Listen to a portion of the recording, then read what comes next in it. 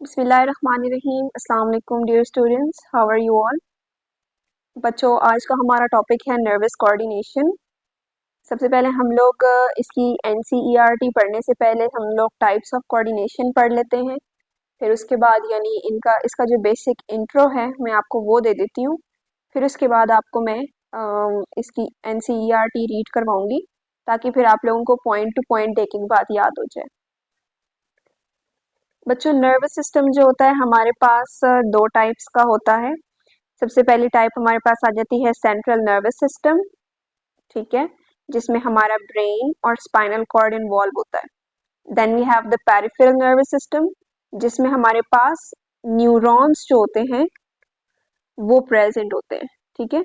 हमारे पास जितने भी टाइप्स ऑफ न्यूरॉन्स हैं वो इसमें आ जाते हैं, फिर चाहे वो मोटर न्यूरॉन्स हो, एफरेंट यानी सेंसरी न्यूरॉन्स हो, ठीक है। फिर मैं आपको ये आगे डिटेल से बताऊंगी कि ये क्या होते हैं। सबसे पहले हम इसका न्यूरॉन का स्ट्रक्चर देखेंगे, फिर उसके बाद हम लोग ये पेरिफेरल नर्वस सिस्टम के जितने भी टाइप्स ऑफ न्यूरॉन्स हैं उनको डिस्कस करेंगे।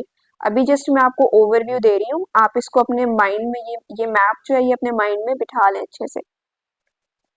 अब जो हमारे पास मोटर न्यूरॉन्स होते हैं वो भी फिर आगे दो पार्ट्स में डिवाइडेड है।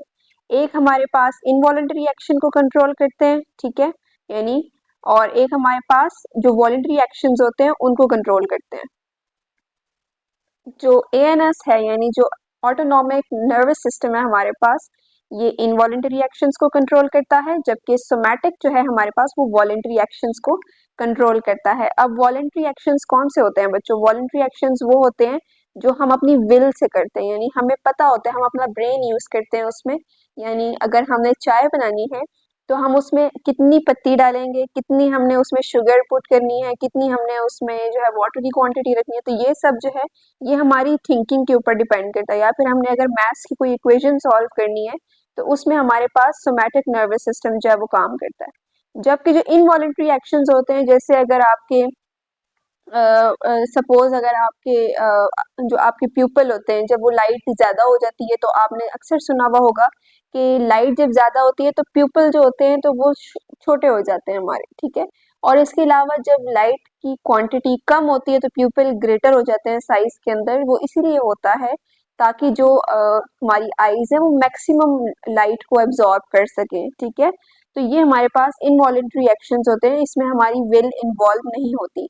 सिमिलरली अगर आप किसी बाइक पे या फिर किसी भी एक ट्रांस ऑटोमोबाइल के ऊपर आप ट्रांसपोर्ट की मतलब उसमें जा रहे हैं, पर्पस पे जा रहे हैं, तो आपने अगर देखा हो, अगर आपकी आइस के ऊपर कोई इंसेक्ट टच हो अचानक से, आपको नहीं मालूम होता कि अभी मेरी आइस पे इंसेक्ट टच होगा, लेकिन वो जब अचानक से हमारी आइस क्लोज होती हैं तो वो क्या है, वो भी एक इनवॉलेंटरी एक्शन है। सो दिस इज बेसिकली हमारे पास ऑटोनॉमिक नर्वस सिस्टम जो इनवॉलेंटरी एक्शंस को कंट्रोल करता है, और सोमैटिक जो है वो वॉलेंटरी एक्शंस को कंट्रोल करता है। अब इसमें भी हमारे पास ऑटोनॉमिक जो है वो भी थ्री पार्ट्स में डिवाइडेड है, जिसमें हमारे पास पैरासिम्पथेटिक, सिंपथेटिक और एंट्रिक है। एंट्रिक हमारे कोर्स में अभी इन्वॉल्व नहीं है, हम पैरासिम्पथेटिक और सिंपथेटिक को स्टडी करेंगे। अब अगर आपको मैं इसका मजीद थोड़ा सा डिटेल बताऊं तो आप इस नेक्स्ट स्लाइड में देखें। यहाँ पर आप देख सकते हैं कि जो हमारे पास पैरासिम्पथेटिक और सिंपथेटिक नर्वस सिस्टम है वो उसमें क्या क्या इन्वॉल्व होता है। उसमें हमारे पास बेसिकली आप देख सकते हैं कि जो पैरासिम्पथेटिक होता है वो स्टिमुलेट करता है सलाइवा को, ठीक है। It slows the heart beat, constrict the bronchi, फिर उसके बाद it stimulates the peristalsis. Peristalsis क्या होती है? जब हम लोग जब बॉलिस हमारे माउथ से ओसोफेगस के अंदर जाता है और ओसोफेगस से जब वो डाउनवर्ड मूव करता है हमारे स्टमक की तरफ, तो उसको हम लोग उस मूवमेंट को बेसिकली हम लोग पेरिस्टाल्सिस बोलते हैं, ठीक है। तो वो उसको भी स्टिमुलेट करता है। इसके अलावा ये बाइल को भी स्टिमुलेट करता है, ठीक है।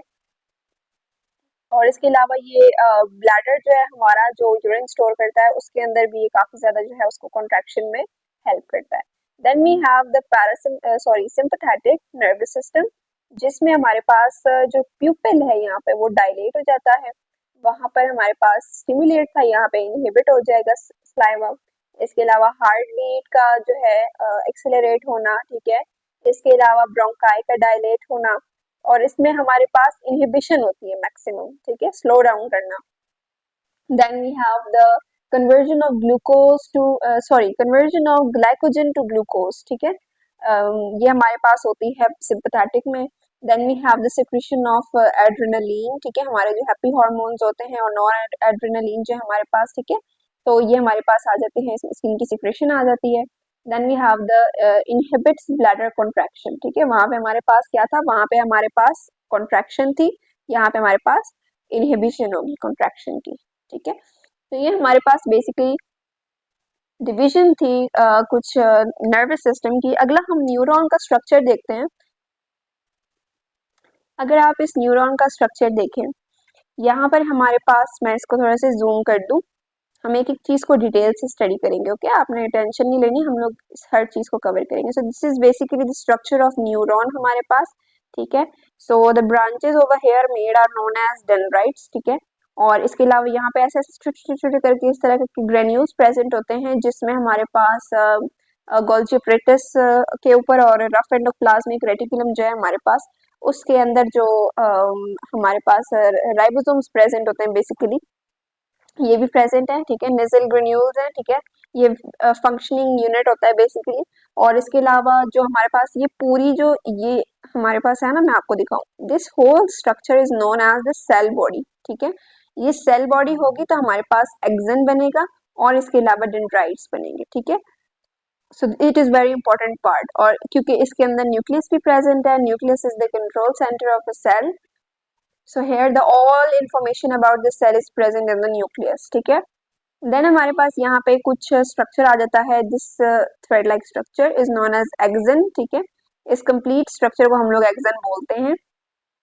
इसके ऊपर हमारे पास कुछ सेल्स की टाइप्स आ जाती हैं, ठीक है, ये आप देख सकते हैं यहाँ पे, यानी इस तरह करके अगर इन्होंने एक ये एक्सन बनाया हुआ है तो इसके ऊपर these are called the axons, और इनके अंदर अगर ऐसे सेल्स प्रेजेंट है, यहाँ पे आप देख सकते हैं शावान सेल्स इनको कहा गया है यहाँ पे, ये आप देखें यहाँ पे, these are known as the Schwann cells, ठीक है।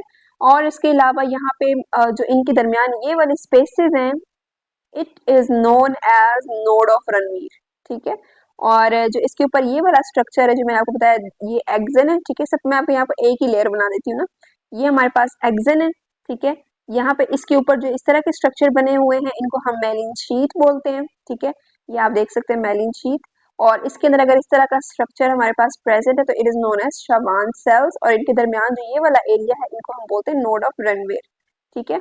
और this is known as the axon terminal, और यहाँ से हमारे पास क्या होता है, यहाँ से हमारे पास डिफरेंट किस्म के न्यूरोट्रांसमीटर्स जो होते हैं हमारे पास, वो यहाँ से प्रोड्यूस होते हैं, ठीक है। So this was basically the structure of neuron. Now we will study the function of each part. अब डेंड्राइट्स क्या काम होता है, इनका काम जो है ये सिग्नल्स को रिसीव करना, ठीक है, और सेल तक पहुंचाना होता है बेसिकली। अब आप सोच रहे होंगे कि मैंने यहाँ पे इसको इस तरह इंग्लिश में, ये रोमन में करके क्यों लिखा है, ये बस जिस मैंने आसानी के लिए लिखा हुआ है, there is no such purpose of it. Then we have the Nissl's granule, तो ये प्रोटीन सिंथेसिस में बहुत ज्यादा काम करता है, ठीक है। आपको मैंने बताया कि ये रफ ईआर जो होता है हमारे पास और राइबोसोम से बने होते हैं, ठीक है। मोस्टली केसेस के अंदर यहाँ पे गोल्जी एपरेटस भी प्रेजेंट होता है, ठीक है।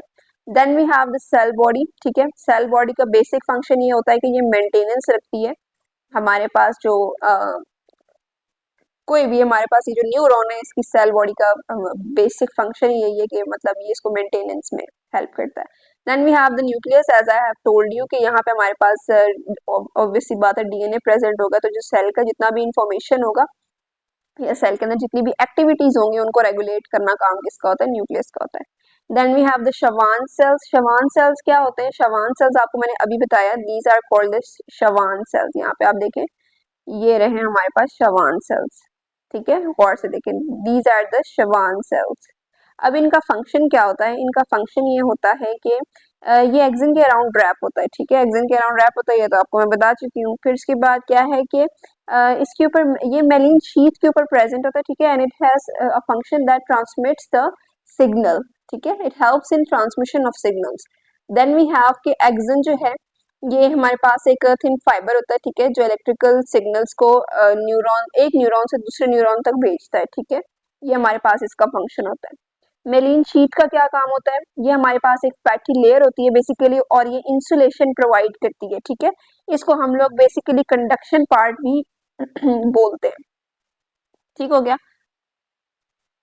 अब अगर आप गौर से देखें, यहाँ पे मेलिन शीट भी है और इसके अलावा नॉन मेलिनेट शीट भी यही होगी हमारे पास के इसमें सीन ये होता है कि जो नॉन मेलिनेटेड शीट होती है हमारे पास, वो प्रोवाइड करती है जी वो कंडक्टिंग पार्ट होता है। जो जो मेलिनेटेड शीट होती है ना, ठीक है, यहाँ पे आप देखें मेलिन शीट जो है हमारे पास, ये क्या है, ये नॉन कंडक्टिंग पार्ट है, ठीक है। ये आपने इसमें कंफ्यूज नहीं होना, इसको आपने अपने जहन में रखना है। Then we have the node of Ranvier, ठीक है। ये इम्पल्सेस में, अब अगर एक इम्पल्स जो है हमारे पास, यहाँ पे आप देखें, अगर एक इम्पल्स बिल्कुल स्ट्रेट फॉर्म में है, ठीक है, यानी हमारे पास एक्सन बिल्कुल स्ट्रेट फॉर्म में, तो वो तो ठीक है, फ्लो कर रहा है, नो इशू। लेकिन अगर यहाँ पे हम लोग ऐसे ऐसे करके इसको ऐसे इस तरह का स्ट्रक्चर आ जाए, तो जो हमारे पास नर्व इम्पल्स होता है वो इस तरह जंप करके इनके ऊपर मूव करता है। तो दिस इज द रीजन कि हमारे पास जो नर्व इम्पल्स होती है वो बहुत फास्ट वे में जनरेट होती है एक न्यूरॉन से दूसरे न्यूरॉन के अंदर, ठीक हो गया। और इसका ये काम होता है कि ये जो है ना, जैसे मैंने आपको अगर मैं आपको बताऊं, जो मेलिनेटेड शीट होती है हमारे पास, उसके ऊपर न्यूरॉन्स की स्पीड जो होती है वो 100 से 200 मीटर पर सेकेंड होती है। लेकिन जो नॉन मेलिनेटेड शीट होती है ना, उसमें जो न्यूरॉन होता है, यानी उसमें जो नर्व इम्पल्स जो होता है उसकी स्पीड जो होती है वो 1 से लेकर 3 मीटर पर सेकेंड होती है। तो आप इसमें डिफरेंस देख लें, क्योंकि वो मेलिनेटेड है तो इस वजह से उसकी स्पीड ज्यादा होती है। Next we have axon terminal, आपको मैंने भी बताया कि एक्सन टर्मिनल जो है, यहाँ से एक तो बहुत सारे ट्रांसमीटर्स जो है, न्यूरो ट्रांसमीटर्स, वो हमारे पास अराइज करते हैं, ठीक है। और ये दूसरे न्यूरॉन को जो है सिग्नल्स भी वो करता है। और उसके बाद है साइनेप्टिक नॉब। अब आपने एक चीज याद रखनी है, let me just zoom it over here, this region is called synaptic knob, ठीक है। साइनेप्टिक नॉब होते हैं, प्रेजेंट होते हैं, ठीक हो गया। तो ये हमारे पास बेसिकली इसका स्ट्रक्चर था, और इसके अलावा जो हमारे पास इसका जितना भी न्यूरॉन का ईच पार्ट का हमने फंक्शन देखा। आगे हम देखते हैं, बेसिकली हमारे पास टाइप्स ऑफ न्यूरॉन्स में 3 टाइप्स आ जाती हैं। We have the motor neuron, we have sensory neurons and we have inter neurons, ठीक है। न्यूरॉन्स का ये वाला टॉपिक आप लोगों ने प्रीवियस क्लासेस में बहुत अच्छे से पढ़ा हुआ है। मैं इसका ओवरव्यू दे देती हूँ आप लोगों को। इसका काम ये होता है कि जो हमारे पास सेंसरी न्यूरॉन्स होते हैं, ये क्या करते हैं कि ये मतलब अब ये हमने पैरासिम्पथेटिक सिस्टम जो है ना उसमें हम एंटर हो गए, ठीक है। जो हमारे पास पेरिफेरल नर्वस सिस्टम था ना, उसमें हम लोगों ने मतलब सिस्टम में हम ऐड हो गए, क्योंकि ये वाला टॉपिक थोड़ा शॉर्ट है तो हम इसको पहले कवर कर लेते हैं। अब सेंसरी जो है हमारे पास, इनको हम लोग एफेरेंट भी कहते हैं,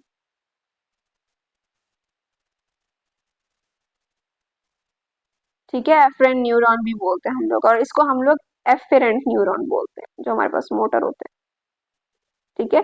ये हमारे पास एफरेंट है और ये हमारे पास एफेरेंट है, ठीक है। अब इनका क्या काम होता है, सेंसरी जो है हमारे पास, ये हमारे पास रिसेप्टर से सेंट्रल नर्वस सिस्टम की तरफ सिग्नल्स लेके जाते हैं, ठीक है। तो जो हमारे पास मोटर न्यूरॉन्स हैं वो सेंट्रल नर्वस सिस्टम से एफेक्टर की तरफ, ठीक है, उनकी तरफ जो है हमारे पास सिग्नल्स लेके जाते हैं। Then we have the interneuron. Interneuron का क्या काम होता है कि भाई उसने इन दोनों को ज्वाइन करना होता है, ठीक है। और ये कहाँ पे प्रेजेंट होते हैं मोस्टली, ये हमारे जो ब्रेन और स्पाइनल कॉर्ड के इर्द गिर्द का एरिया है ना, वहां पर ये ज्यादा प्रेजेंट होते हैं, क्योंकि जाहिर है जितने भी नर्व्स हैं हमारे, चाहे वो सेंसरी हैं चाहे वो मोटर है, उन्होंने कनेक्ट आके हमारे ब्रेन से ही करना है, हमारे स्पाइनल कॉर्ड से ही करना है। तो क्या होगा उसमें, उसमें यही होगा कि जो हमारे जितने भी नर्व्स हैं, न्यूरॉन्स हैं हमारे, उन्होंने इंटर न्यूरॉन की मदद से जो है ना एक दूसरे के साथ कनेक्ट हो जाना है, ठीक है। अब यहाँ पर क्या होता है कि मोटर न्यूरॉन्स जो होते हैं, इनके जो डेंड्राइट्स होते हैं वो शॉर्ट होते हैं। आप यहाँ पे देख सकते हैं कि इनके डेंड्राइट्स जो हैं, सॉरी सेंसरी की जो हमारे पास डेंड्राइट्स हैं वो बहुत ज़्यादा शॉर्ट होते हैं, ठीक है। और इंटर न्यूरॉन के डेंड्राइट्स भी शॉर्ट होते हैं, but these motor neurons have a long dendrites, ठीक है। Then we have the axon. Axon आप यहाँ पे देख सकते हैं कि सेंसरी न्यूरॉन का जो एक्सन है वो लॉन्ग है, ठीक है। इट हैज अ शॉर्ट, इसके डेंड्राइट्स और एक्सन दोनों शॉर्ट होते हैं। इसका जो डेंड्राइट्स है वो शॉर्ट है, एक्सन लॉन्ग है। And then we have the motor neuron जिसका एक्सन जो है वो शॉर्ट है लेकिन डेंड्राइट्स जो है वो लॉन्ग है। अब अगर हम अपनी बुक की तरफ चलें तो बुक में भी हमारे पास तकरीबन यही टॉपिक्स जो हैं ये कवर किए गए हैं। नेक्स्ट हमारे पास जो है इसमें रिफ्लेक्स आर्क आ जाता है, हम उसको देखते हैं। So this is basically the reflex arc. Reflex arc क्या होता है कि reflex action is wait reflex action is the intermediate automatic and involuntary response to any external and internal environment changes। अब जो environmental internal हो या external हो जो भी change आता है उसको हम लोग stimulus बोलते हैं। आपको ये चीज़ पहले classes में बताई गई थी, उसको हम stimulus बोलते हैं, ठीक है। तो उसमें क्या होता है कि जब उसका एक response generate होता है तो हम उसको reflex arc जो है उस reflex action को जो है हम लोग सॉरी जो उसका रिस्पॉन्स है उसको रिफ्लेक्स एक्शन बोलेंगे और जो पाथवे कंसिडर किया गया है उसको हम रिफ्लेक्स आर्क बोलते हैं, ठीक है। अब यहाँ पे हमारे पास होता क्या है, यहाँ पे इन्होंने आपको एक एग्जांपल दी है। A typical reflex arc includes 5 fundamental parts, ठीक है। It is receptors, sensory neurons, interneurons, motor neurons and effectors, ठीक है। ये आपको मैंने बताया। फिर हमारे पास यहाँ पे एक एग्जांपल इन्होंने दी हुई है कि सपोज आप किसी भी एक वार्म ऑब्जेक्ट को टच करते हैं, ठीक है। तो यहाँ पे आप देखिए इन्होंने आपको डायग्राम से एक्सप्लेन किया हुआ है।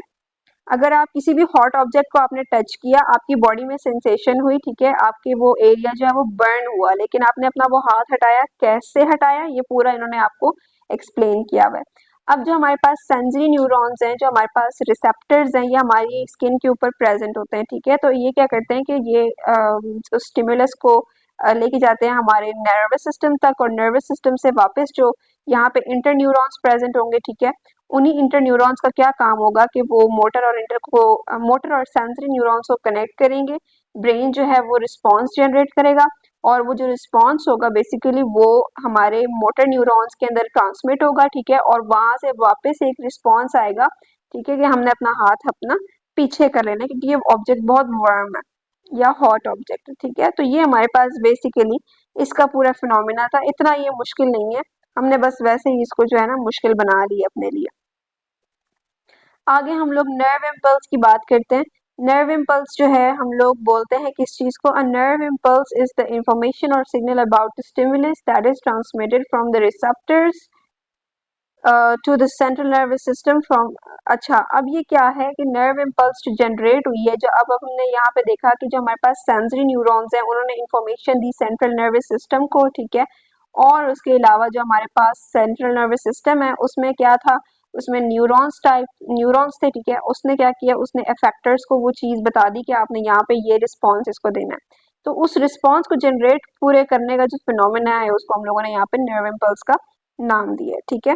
अच्छा, अब यहाँ पे क्या है कि here word electrochemical refers to the electrical potential, ठीक है। अब ये क्या है कि जब हम लोग नर्वस सिस्टम को पढ़ते हैं तो उसमें हमारे पास एक चीज आती है कि आप यहाँ पे डेफिनेशन में देखें कि the term nerve impulse can be defined as the electrochemical changes travel along the length of neuron from one end to the other, ठीक है। न्यूरॉन का एक एंड है, ठीक है। यहाँ पे आप डेंड्राइट्स की एग्जांपल ले लें ऐसे करके, ठीक है। तो यहाँ पे हमारे पास एक्सन आ जाएगा, ठीक है, एक्सन टर्मिनल्स आ जाएंगे। तो यहाँ पे हमारे पास दोबारा जो है वो डेंड्राइट्स इस तरह करके आ जाएंगे, ये अटैच हो गए तो ये ऐसे ऐसे हमारे पास जो है ये कनेक्टेड होते हैं।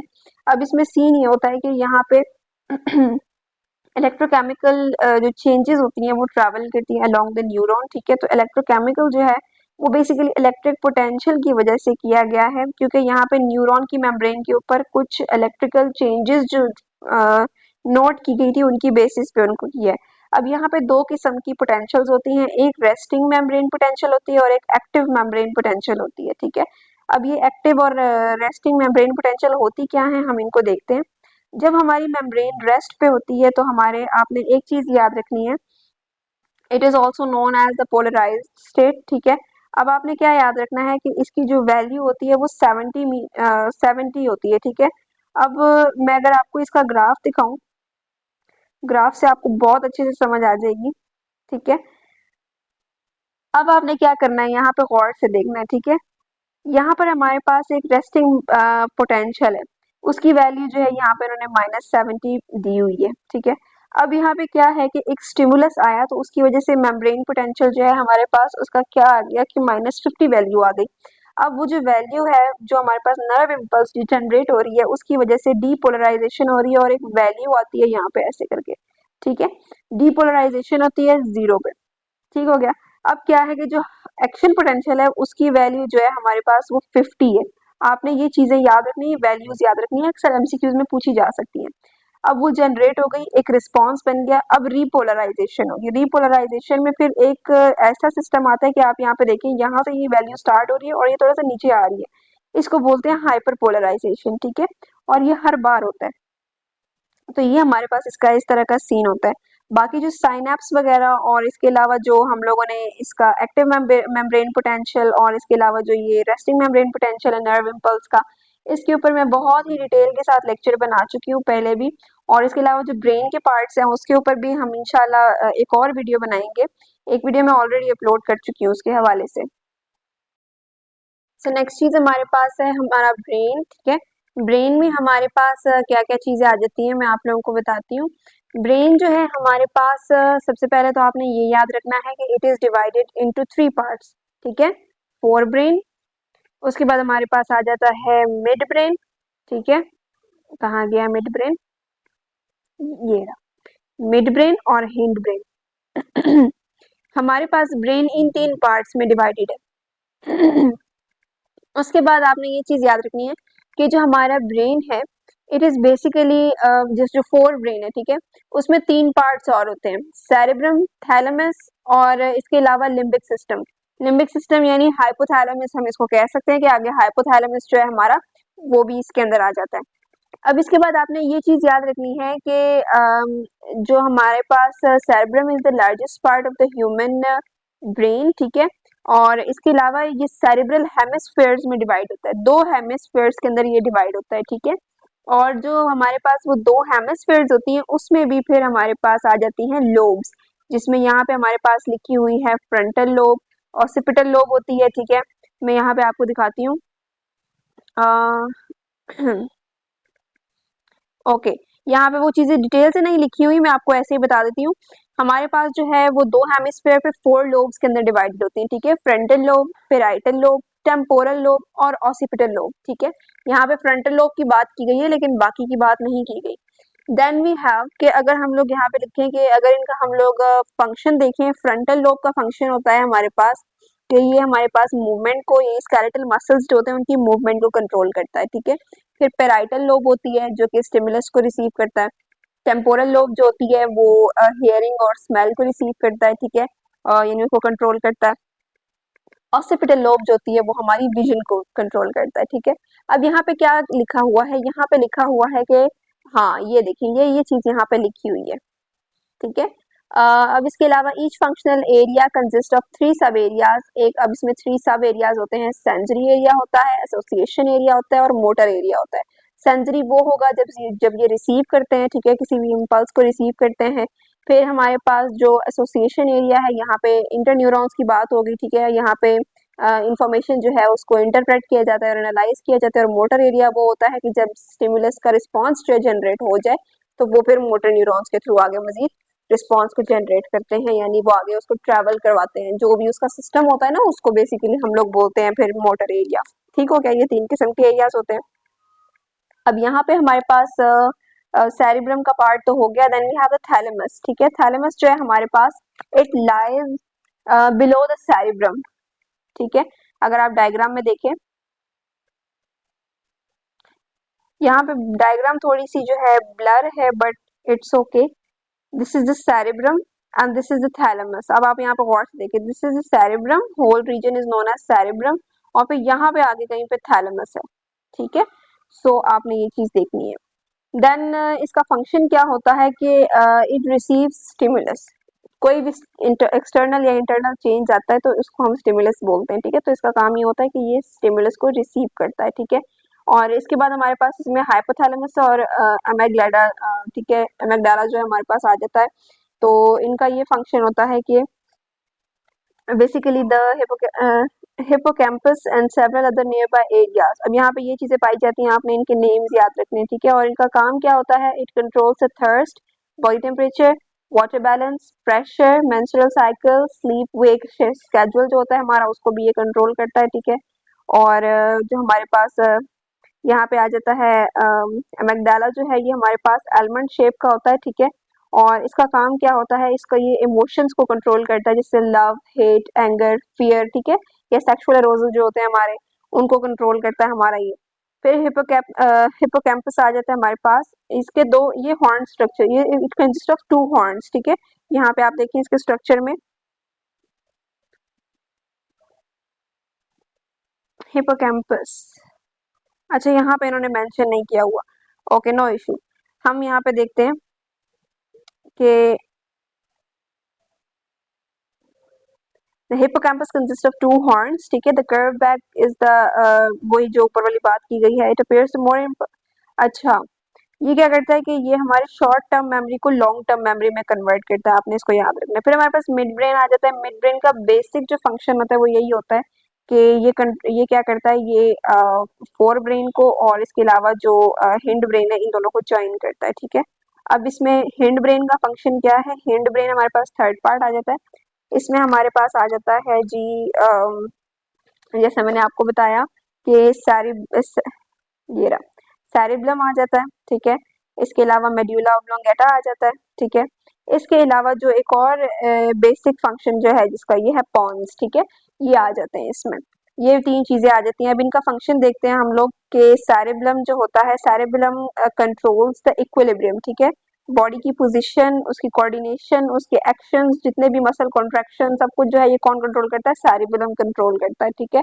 और इसके अलावा जो मेड्यूला ऑब्लोंगेटा है ये controls the automatic functions of the body, ठीक है। यानी हार्ट बीट जो हो गई, ब्लड प्रेशर हो गया, रेस्पिरेशन, कफिंग, स्नीजिंग, ठीक है। ये हमारी जितनी भी हैं ये हमारी जो ऑटोमेटिक फंक्शंस है उनको कंट्रोल करता है। Then we have the pons. Pons क्या करते हैं, assist medulla by controlling the heart process. ये हमारे मेड्यूला को सेरिबेलम को ये क्या करता है, ये इनके दरमियान जो है लोकेट है, ठीक है। और कंट्रोल करता है pattern of heart beat. So this is basically the function of our brain. Next हम लोग चलते हैं अपने जो हमारा स्पाइनल कॉर्ड है उसकी तरफ चलते हैं, ठीक है। स्पाइनल कॉर्ड जो है आप यहाँ पे देख सकते हैं कि इसका जो स्ट्रक्चर है ये बेसिकली बटरफ्लाई की तरह इसके इंटरनल में होता है। अब यहाँ पे कुछ ग्रे मैटर भी होता है और इसके अलावा वाइट मैटर भी होता है। अब आपने ये चीज़ गौर से स्टडी करनी है।